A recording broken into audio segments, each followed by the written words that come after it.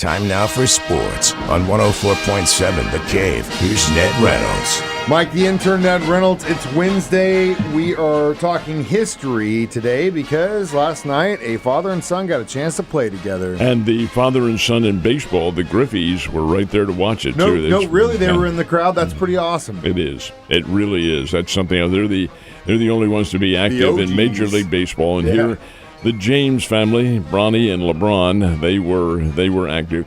The historic moment happened with about 3.5 minutes to go in the second period, and that's all. There was nothing before and nothing afterwards.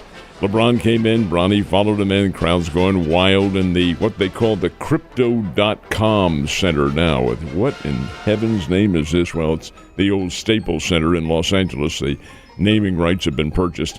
Anyway, in they went, and LeBron had a big slam. Bronny guarded a couple people. Then at one instance, Bronny, the son, was wide open in three-point range. LeBron fed him. Bronny was a little bit hesitant, but then took the shot, and he didn't make it. And the crowd, a massive gasp from the, oh, and all that.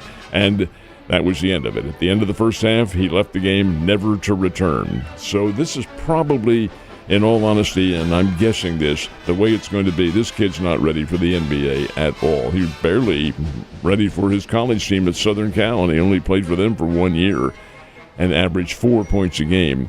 Well, he's not a real good shooter. He still has to physically develop yet. He's nowhere near as big as his dad is. And it's probably going to take a while, but at least it did happen for about 3 minutes in the game last night, won by the Lakers. They beat the Minnesota Timberwolves in that game.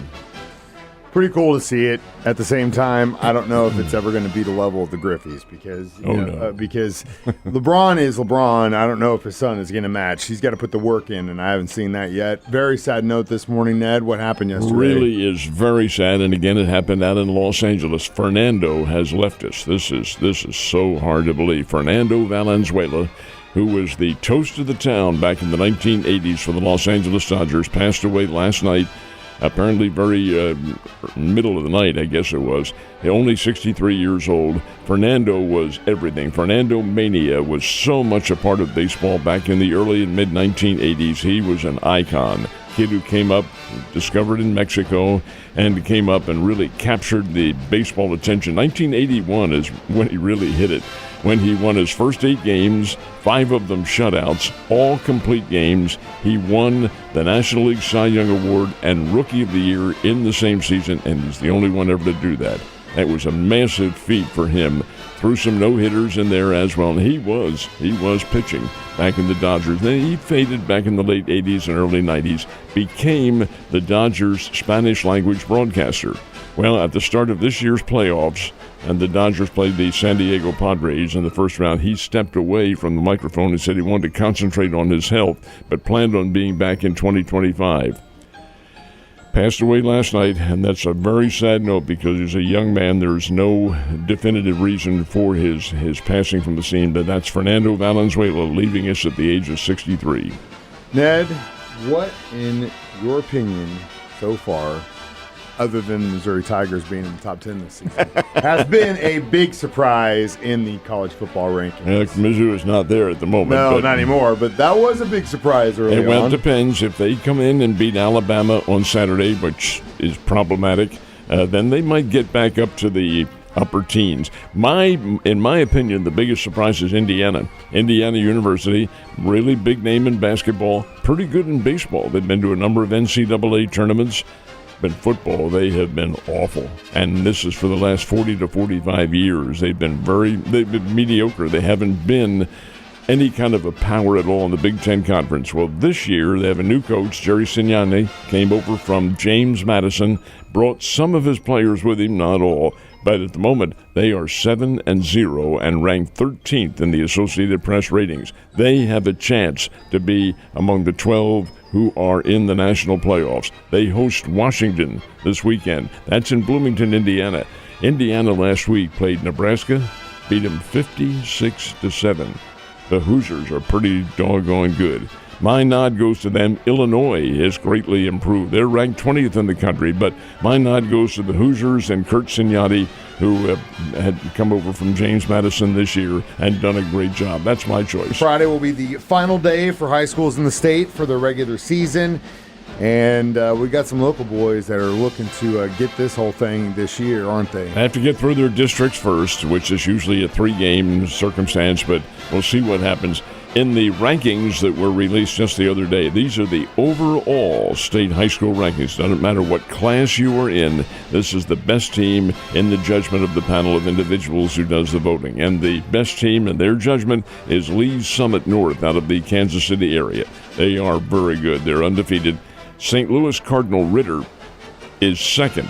Now, Cardinal Ritter has won 37 straight games. 37 straight. They're undefeated over the last 2+ years.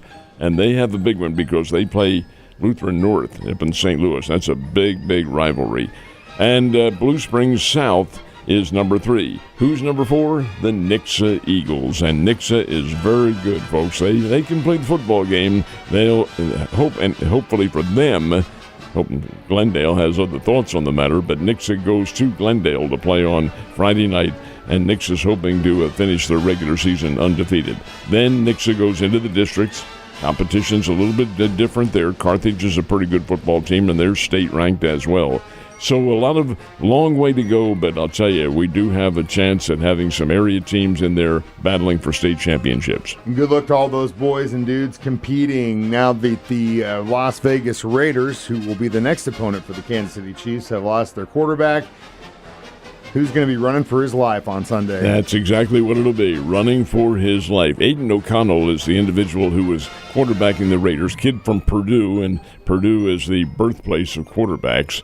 All the big names came from Purdue. Anyway, Aiden O'Connell was pretty good, but he broke his thumb against the Rams last week, and he's on the IR.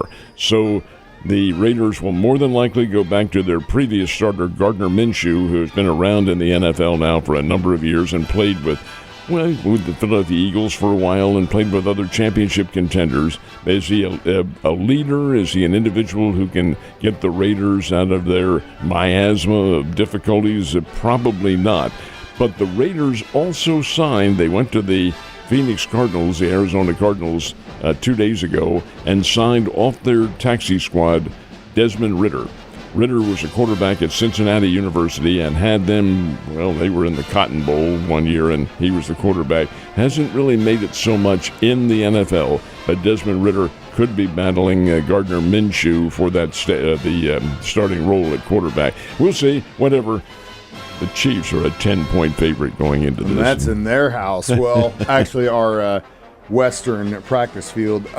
Blues still in the regular season. We're like 10 games in now, something like that. They are about seven or eight, somewhere around there. And they played in something of a, I guess you could call it, historic game last night up in St. Louis. This is the first Blues game on the new FanDuel network. Now, it's not, as an entity, not new at all. It's Bally Sports.